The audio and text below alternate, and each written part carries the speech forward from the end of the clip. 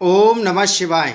नमस्कार दोस्तों, स्वागत है आप सभी का हमारे चैनल भक्ति ज्ञान में। दोस्तों, आज मैं आपको शिव महापुराण की कथा का श्रवण करा रहा हूँ। आप सभी भक्तजन इस कथा को श्रद्धापूर्वक मन लगाकर सुने। भगवान शिव आप सभी की मनोकामना पूर्ण करेंगे और आप सभी के कष्टों को हर लेंगे। बोलो शिव शंकर भगवान की जय। ब्रह्मा जी बोले, हे नारद, अब मैं तुमको शिव जी के अनादि चरित्र के विषय में बताता हूँ। जिस प्रकार सती ने दक्ष के घर में अवतार लेकर पुनः शिव जी से विवाह किया तथा उन्होंने शिव जी के घर जो जो कार्य किए उन सबका विस्तार पूर्वक वर्णन करता हूँ। मैंने पहले 10 पुत्र उत्पन्न करके उनको आदेश दिया कि तुम सृष्टि की रचना करो। मेरे वे पुत्र मरीचि, अत्रि, अंगिरस, पुलस्त, पुलह, क्रतु, भृगु, वशिष्ठ, नारद तथा दक्ष हैं। मैंने इनको मानसी सृष्टि की रीति पर उत्पन्न किया, परंतु जब मैंने नारी स्वरूपा परम सुंदरी सरस्वती को उत्पन्न किया तो उसके मनमोहक सुंदर स्वरूप को देखकर मेरा हृदय काम के वशीभूत हो गया। अस्तु, उसे देखकर मेरे हृदय में भी उसके साथ मैथुन करने की इच्छा उत्पन्न हुई, क्योंकि उस समय मेरे हृदय में कामदेव प्रवेश किए हुए था। मुझे सरस्वती के साथ मैथुन करने के लिए उधर देखकर मेरे सभी पुत्र हाहाकार करने लगे और वे सब मुझे उस भारी पाप से बचाने के लिए भगवान सदाशिव की स्तुति करने लगे। उस समय शिवजी ने प्रकट होकर मुझे उस नरक देने वाले भयानक पाप से बचा लिया। सूत जी बोले, हे ऋषियों, ब्रह्मा जी के मुख से यह वृतांत सुनकर नारद जी ने कुछ देर तक विचार करने के उपरांत उनसे इस प्रकार कहा, हे पिता, आप संपूर्ण सृष्टि के स्वामी तथा सबको उत्पन्न करने वाले हैं। इस समय मेरा हृदय अत्यंत चिंतित है, अतः आप संपूर्ण संशय को नष्ट करने के लिए इस कथा को विस्तार पूर्वक कहिए। आपका मन इस प्रकार क्यों अधीर हुआ?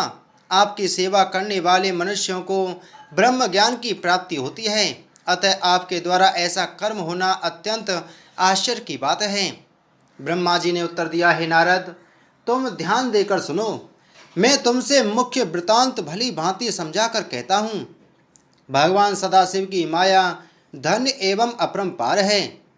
उन श्री शिव जी की माया ने मुझे जिस प्रकार नचाया वह कथा मैं तुमसे कहता हूँ। सृष्टि की वृद्धि के हेतु मैंने अपने मुख से एक कन्या को उत्पन्न किया।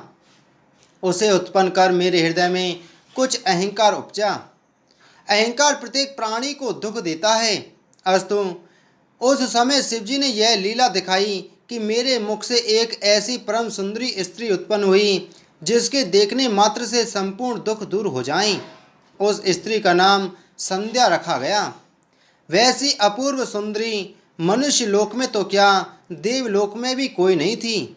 उस नख से शिखा तक नवीन पूर्ण चंद्र के समान प्रभावशालिनी गजगामिनी तथा चंपक वर्ण कामनी को देखकर मेरे हृदय में काम वासना जाग ही उठी और मैं उसके साथ रमण करने की इच्छा से अपने स्थान से उठकर खड़ा हो गया, परंतु दक्ष आदि ने उस समय मुझे ऐसा करने से रोक दिया।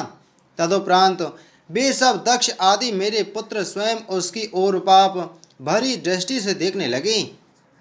जिस समय मैं अपने मन में उस स्त्री के प्रति अनेक प्रकार के विचार कर रहा था, उसी समय अचानक ही एक अत्यंत सुंदर पुरुष भी वहीं उत्पन्न हो गया। वह मेरे सामने आकर खड़ा हो गया और मुझसे इस प्रकार कहने लगा कि हे पिता, आप मुझे मेरा नाम और काम बता दें। आप मुझे जहाँ रहने की आज्ञा देंगे मैं वहीं रहूँगा। अस्तु, आप कृपा करके मेरी इस इच्छा को पूर्ण करें। हे नारद, उस पुरुष की बात सुनकर मुझे अत्यंत आश्चर्य हुआ। फिर कुछ देर विचार करने के बाद मैंने उससे कहा, हे पुत्र, तेरे उत्पन्न होते ही मेरा हृदय और शरीर के सब अंग कांप उठे थे, अतः मैं तेरा नाम मनमत रखता हूँ। इसके अतिरिक्त मनसेज, मदन आदि तेरे अनेक नाम होंगे। तू अपने इन 5 बाणों द्वारा तथा अपने सौंदर्य द्वारा सबको अपने वशीभूत कर लेगा। संपूर्ण सृष्टि का हृदय तेरे अधीन रहेगा। इस प्रकार मैंने अपने पुत्र को बहुत से अधिकार प्रदान किए। अपने कार्य को इस प्रकार संपन्न हुआ देखकर मेरे हृदय में प्रसन्नता भर गई तथा अत्यंत अहंकार भी उत्पन्न हुआ। तत्पश्चात सिंहासन पर बैठे हुए अपने सभी पुत्रों को देखकर मुझे बहुत हर्ष हुआ। मैंने उस पुरुष का जो मनमत नाम रखा था उसे सभी ने बहुत पसंद किया और यह स्वीकार किया कि कामदेव का पद सबसे बड़ा तथा ऊंचा होगा। इस घटना के उपरांत जबकि हम लोग अपने मन में प्रसन्नता का अनुभव कर रहे थे, कामदेव ने अपने उस धनुष को सीधा किया जिसके चढ़ते ही तीनों लोगों की बुद्धि भ्रष्ट हो जाती है। वह धनुष को चढ़ाए हुए मेरे पास आकर खड़ा हो गया और मन में यह विचार करने लगा कि मैंने उसे जो वरदान दिया है उसकी परीक्षा करके देख ली जाए।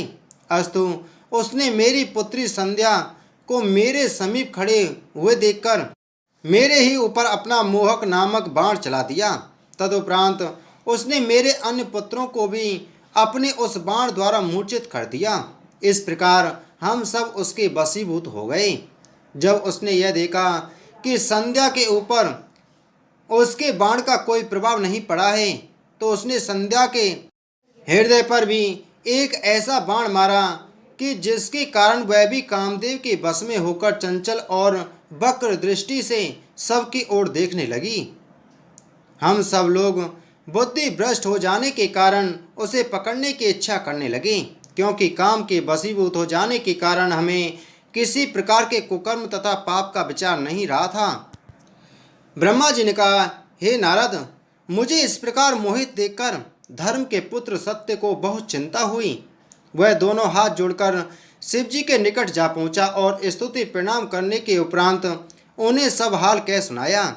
उसकी प्रार्थना पर हम लोगों को विरुद्ध व्यवहार से बचाने के निमित्त भगवान शिव शीघ्र ही हम लोगों के बीच प्रकट हो गए। उन्हें देखकर मैं तथा मेरे पुत्र अत्यंत लज्जित हुए और कामदेव भी बहुत लज्जित हुआ। उस समय शिवजी ने मेरी ओर क्रोधपूर्ण दृष्टि से देखते हुए कहा, हे ब्रह्मन, तुम ऐसे कुमार्गामी क्यों कर हो गए? तुमने श्रेष्ठ बुद्धि को बुलाकर अपनी पुत्री से भोग करना चाहा। तुम वेद पाठी होते हुए भी इस ज्ञान को भुला बैठे और लज्जा त्याग कर अधर्म कार्य की ओर प्रवृत्त हुए। यह उचित नहीं है। हमने संसार में बहुत से पापियों को देखा है, परंतु तीनों लोकों में ऐसा पाप करने वाला कोई नहीं देखा। हे नारद, इस प्रकार शिवजी ने मेरी बहुत निंदा की।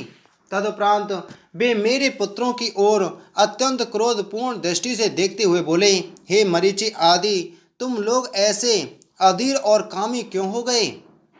तुम सब ब्रह्मा के पुत्र हो और तुमने वेद का अध्ययन किया है, फिर भी तुम इस प्रकार मोहित हुए, इसलिए तुम्हें सहस्त्रों बार धिक्कार है। हे नारद, भगवान सदाशिव के मुख से निकले हुए इन शब्दों को सुनकर मैं तथा मेरे पुत्र अत्यंत लज्जित हुए। उस समय सबको ऐसा खेद हुआ कि किसी के मुंह से कोई भी शब्द नहीं निकला। तदुपरांत मैंने इंद्रियों एवं वीर को मस्तक पर चढ़ाकर संध्या के प्रति जो आसक्ति मेरे हृदय में उत्पन्न हुई थी उसका त्याग कर दिया। भगवान सदाशिव के भय से मैं पाप कर्म से प्रवृत्त होने से बच गया और मेरे पुत्र भी उस नंदनीय कर्म की ओर से विमुख हो गए। उस समय भय के कारण मेरे शरीर से जो पसीना टपका उससे 64 योगिनियाँ उत्पन्न हुई, जो संसार से विमुख होकर तपस्या के अतिरिक्त अन्य कोई कार्य नहीं करती हैं। तदुपरांत 86 पुत्र और उत्पन्न हुए। दक्ष प्रजापति के शरीर से पसीना निकलकर पृथ्वी पर गिरा, उससे एक स्त्री की उत्पत्ति हुई। अत्रि, मरीचि, पुलह, भृगु तथा तुम अर्थात नारद के शरीर से पसीना नहीं निकला। वशिष्ठ, विश्रवा, अंगिरस तथा क्रतु के शरीर से जो पसीना निकलकर पृथ्वी पर गिरा उससे संपूर्ण अंगों सहित पितरों की उत्पत्ति हुई, जो सबसे प्रतिष्ठा प्राप्त करने योग्य एवं प्रसन्नता प्राप्त करने वाले हैं। उन्हें उसी समय वेद और धर्म शास्त्रों का ज्ञान हो गया। वे सब परम धार्मिक धर्म का उपदेश करने वाले एवं संपूर्ण कार्यों को करने की क्षमता रखने वाले थे। हे नारद, क्रतु से सोमपा, वशिष्ठ से अहिर्भुग्न, पुलस से आजप तथा अंगिरस से वहिर्सद हुए। इस प्रकार पितर 4 प्रकार के हैं, पर वे 6 प्रकार के प्रसिद्ध हैं। तत्पश्चात मेरी आज्ञा से संध्या ने उन पितरों द्वारा गर्भ धारण किया। इस प्रकार मेरे धर्म की रक्षा करके भगवान सदाशिव अंतर्ध्यान हो गए। उनके चले जाने के पश्चात मैंने अत्यंत क्रोधपूर्वक कामदेव की ओर देखा और उसे शाप देने की इच्छा प्रकट की। उस समय मेरे सब पुत्रों ने मुझे बहुत समझाया, परंतु मैंने माया के वशीभूत होकर उनकी बातों पर कोई ध्यान नहीं दिया। उस समय मैंने मनवत से कहा, अरे मूर्ख, तूने यह क्या दुखदायीपन किया जो मेरे हृदय को ऐसा घोर पाप करने की ओर प्रवृत्त कर दिया।